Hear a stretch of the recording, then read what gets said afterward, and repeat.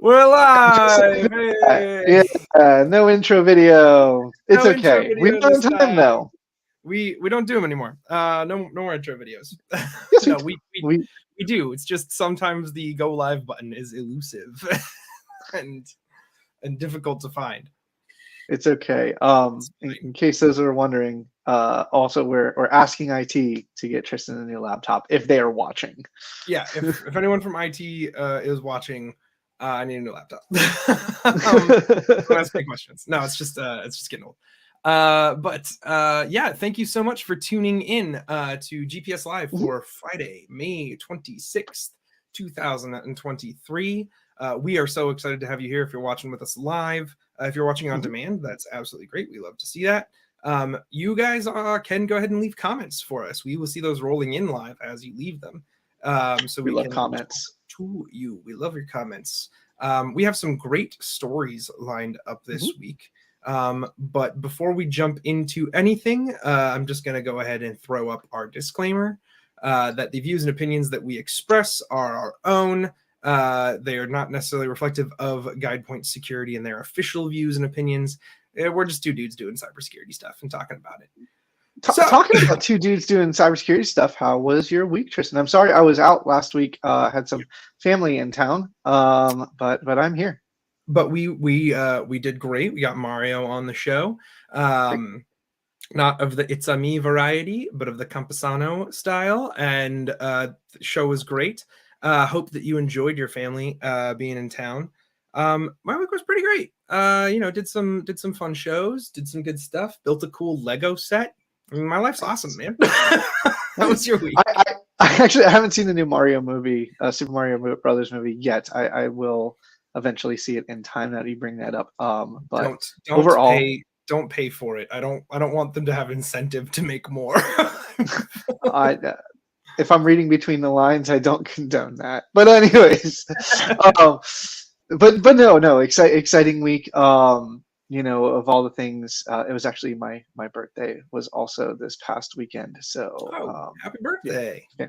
That's the family stuff and all the other things going on. So it's pretty cool over here in this neck of the woods. But that doesn't stop the hacks. It never does. Stuff has still happened. That's one of my favorite guys on TikTok. He actually just does daily news wrap ups.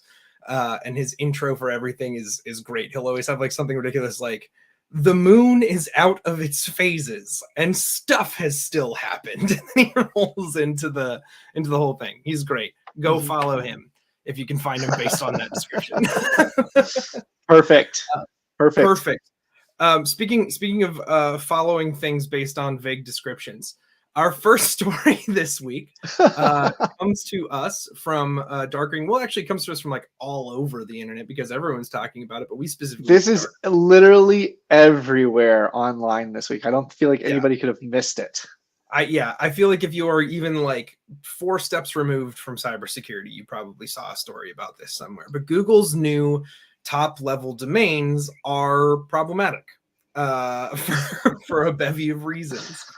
Google, to say the least. Yeah, to say the least. Google announced a whole slew of new top level domains that they are releasing out into the wild to be used, and almost immediately they got torn apart by the cybersecurity community because these are some pretty bad ones. What are some of our worst offenders, Jonathan?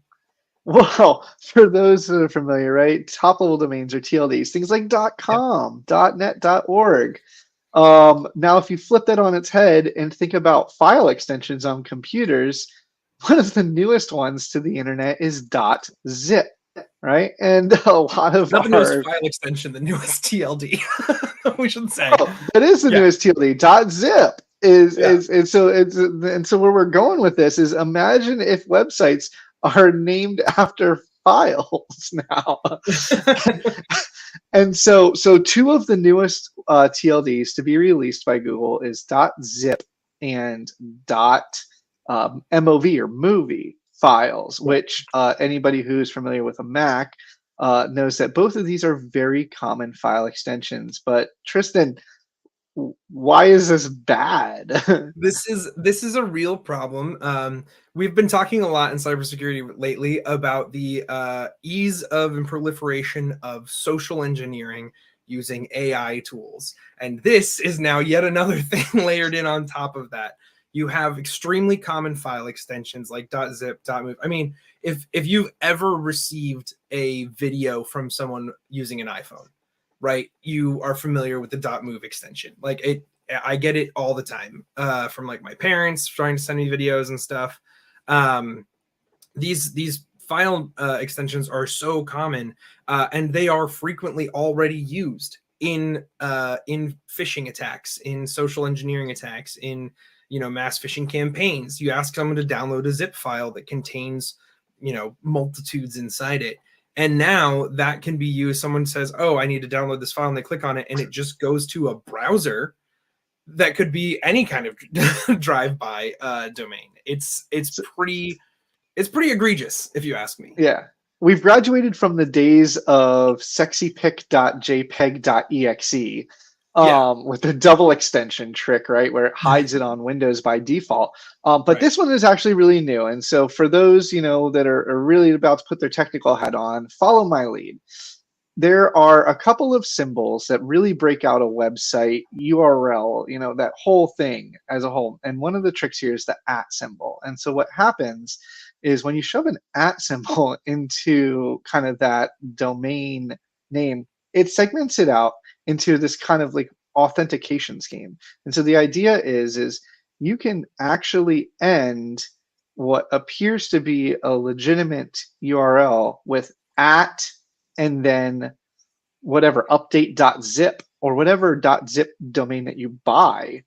Yeah. And from a visual perspective, it's so minute that it is easily glossed over and everything looks legitimate. And by clicking that link, everything before the @ gets forgotten about, and everything after the @ is the new destination. And so you can have this beautiful looking URL that looks exactly like your latest, download from GitHub repositories. But at the end of the day, that what appears to be a .zip file in the URL is actually the domain's name, and it goes to a malicious website. And so dark reading does reference a pretty good Medium article where security researcher going by the name of Bobby posts very clear examples side by side of what this looks like. And this is a game changer from an attacker's perspective. Yeah. This is huge. And also though there are others that they released, like .dad, .foo, I forget some of the others that were in there, but these are obviously the offending ones. But I think what's to me probably one of the most, I don't know, just one of the things that gets to me the most is the attitude that is being taken towards this. Oh right? yeah. Like when called out on it and saying, "Hey, this is a bad idea," some of the examples that were given were, well, other top level domains exist that are also popular file extensions on GitHub, like .py and .md. Those are top level domains and they're also file formats. But the difference to me is that those are file formats and that are used by like tech savvy people already. Like you're like the average person would not see a .py. Like I feel like that would already raise alarm bells for even just the average person. They'd be like, "I'm not familiar with that," right? Or a .md. Yeah. I was taken back a little bit by also Google's official spokesperson's response, saying that the opportunity to expand choice outweighs any of the potential security dangers. Without getting too deep into that, that sounds like security third to me, right? And the good old the list of priorities. Yeah, that is. I mean I mean I guess I don't want to get too harsh on it, right? But I've got like there are a lot of thoughts. Like we really jumping back into that disclaimer on this story, right? These are just Jonathan's and mine opinions and not the official opinions of GuidePoint Security. But this one of really most of the stories that that we've covered on this show. I think this one's gotten to me the most, because it is one that 1,000%, right? Like there have been stories before where it's like, oh, router hacks that aren't being addressed, or vulnerabilities that have been, should have been addressed in development and not after the fact, stuff like that. But this is one where it's like, I can look at this and be like, well, my parents are going to fall for this one tomorrow.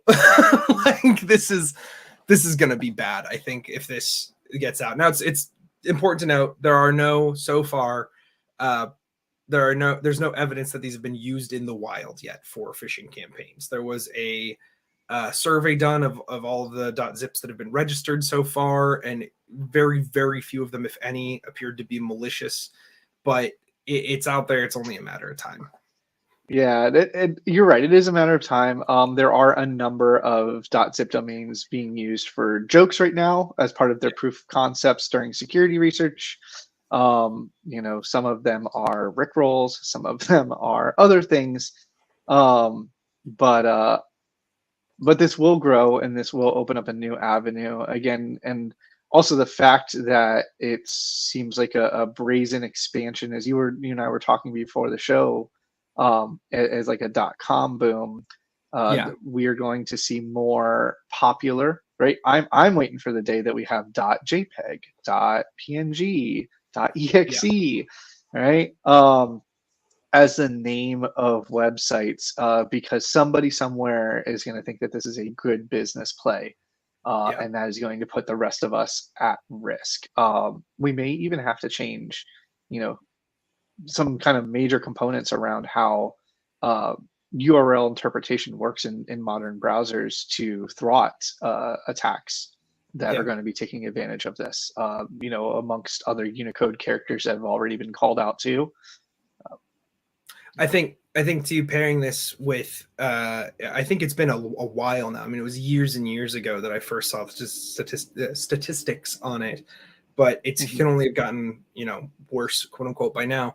But there were statistics a while ago that were showing that the majority of people just utilize Google as their way to get to web. Like they don't type in website.com, they just Google the website. So if they want to go to Polygon to look at gaming news, or The Verge to look at text news, they didn't go to theverge.com or Polygon. They just Googled Polygon. And then, whatever the top result is, it's probably the site. They go to it.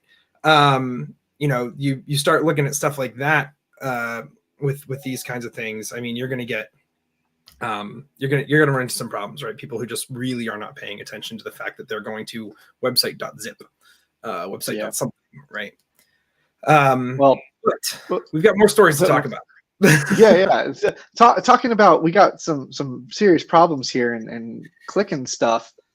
We do have another story coming to us from the Washington Examiner. This was also a really big story this week, so that was just one of the many sources available. But it focuses on Volt Typhoon. Sorry about that. Which Microsoft is saying that they've discovered in targeted systems like communication, transportation, and maritime systems across the U.S., but focusing in Guam, and this is being attributed back to the People's Republic, and so what's going on here is a number of different critical infrastructure systems have been targeted, have been found to have been infiltrated in a state-sponsored attack, and they're focusing on Guam. Because of a very strategic positioning. You have to remember, from a geographic perspective, that's about as close as the American footprint gets to Asia. And this Indo-Pacific kind of perspective, it's considered a military strategy to exist in Guam even to this day. Yep. And it's, wow, sorry, got distracted by my video lagging out for a second there. This is a fairly large scale incident. There is a lot being thrown around right now about responsibility and denials of responsibility. But the fact that this was first disclosed by Microsoft, and we're coming onto this, right on the heels of the of SolarWinds, right? And looking at like critical infrastructure and supply chain attacks, the SolarWinds and the pipeline, the Colonial Pipeline, right? Those anniversaries are just behind us. So this also comes on the heels. I think it's kind of it's probably just kind of like a kismet timing kind of thing. But it was just like 4 days ago that the Biden administration signed 3 deals with very specific islands for defense, right? For positioning troops and stuff and using them as forward bases.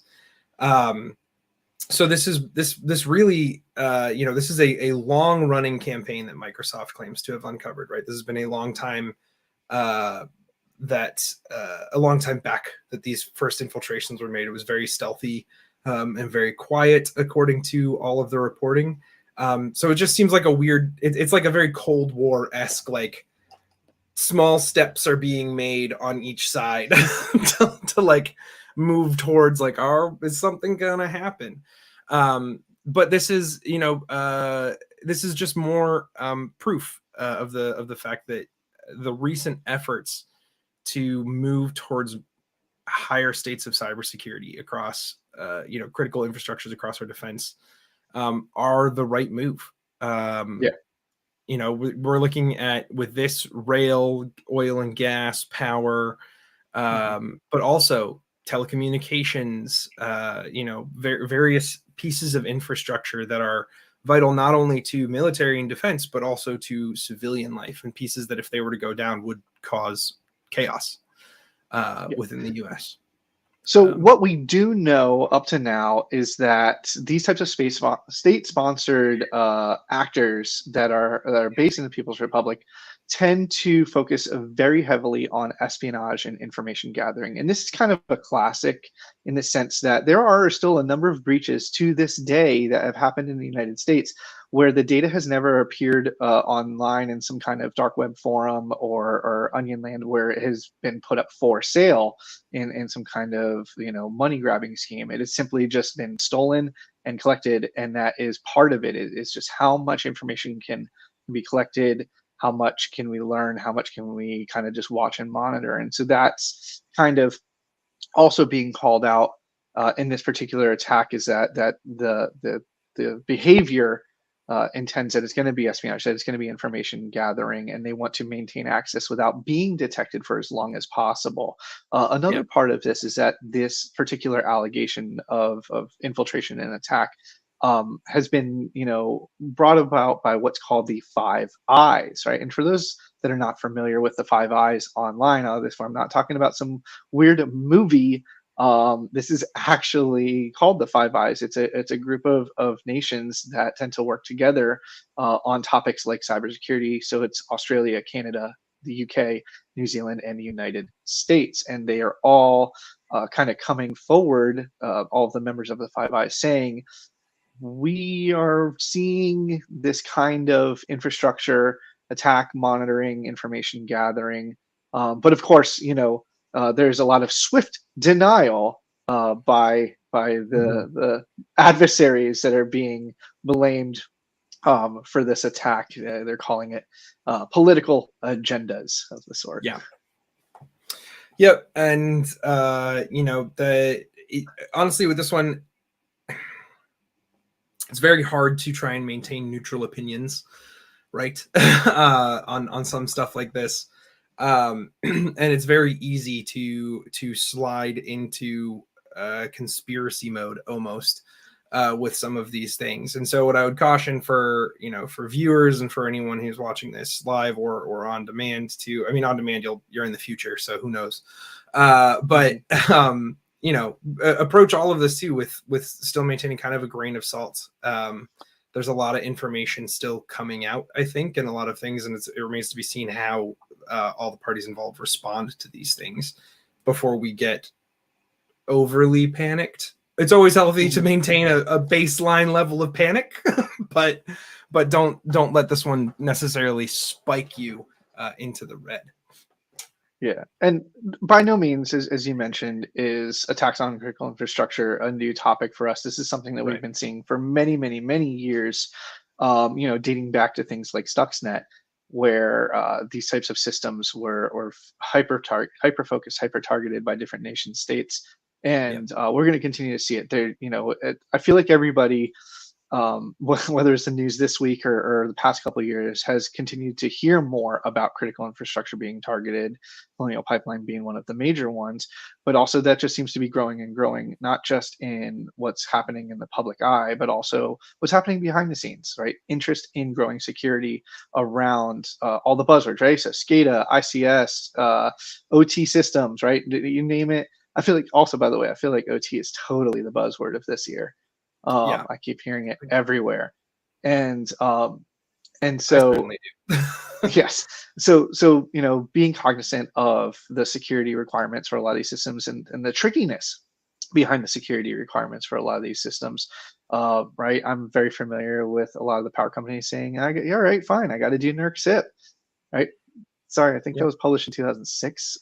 So like we got a lot of work to do. But this making its way public though does remind us that we do have to actively protect it. And this is not all we got for today too, right? Mm. Tristan, what else is happening? No, especially on the ICS and critical infrastructure front, there is a new cosmic energy malware that has been uncovered. This one is coming to us from Ars Technica. This is a malware specifically designed to target critical infrastructure and ICS systems, like power, like grids, and take them down. It seems very targeted towards um, I think military operations, if I'm reading some of the subtext in these articles correctly. Um, but essentially, this is a new malware that has capabilities similar to a couple of former pieces of malware called Indestroyer and Indestroyer 2, both of which have been widely attributed to a group called Sandworm, Mhm. which is a state-sponsored group. And those pieces of malware were previously used to trigger a power outage in Ukraine in 2016. So this new piece of malware has very, very similar capabilities to those two pieces, and it's been discovered as part of actually having been designed as part of a red teaming toolkit, which is a Yeah, common pattern. no, that's crazy. The article goes to call out that there is this like it's this one weird comment in the code that's suggesting that it is part of by these training exercises, like you mentioned, red teaming exercise to simulate hostile attacks. But although it is now also being seen, in the real world, right? This is definitely something that is talking about. But the just particularly in Destroyer and Destroyer 2, and the efforts of Sandworm and stuff like that, that, yeah, like you said, dates back to 2016, and so the attacking of particularly electric power grids and infrastructure um, has been a big kind of topic in this sense. And Yeah. varieties of this type of malware still showing itself 9 years later, it feels like, is pretty crazy. One of the things to call out is that what makes this type of tooling so dangerous is that it's capable of sending commands, and it speaks the language of these electrical circuit breakers. Yeah. And in fact, it doesn't just speak it, it speaks it for different manufacturers and in different protocols, allowing it to be modular to target whatever type of tooling that utility company is using. So it is very, I mean, rounded in the sense that it can work with the different brands and the different components and the different languages as needed, to be able to kind of drop in and work with whatever environment it's found itself in. Yeah. It's very plug and play as far as ICS attacks go, and as we mentioned, it appears to be directly targeted for offensive operations based on those comments that were in the code. Right, it is a red teaming tool to simulate actual military operations. And now it is, unfortunately, it looks like out. It's Yeah. out there. Which, how often has that happened too? We seem to have an ongoing problem with cybersecurity with that kind of issue. Not only just red teaming tools being turned around and utilized by attackers because we have to build the tools that an attacker would use, Mm-hmm. but also specifically government built tools and implements making their way into the wild seems to be an ongoing problem as well.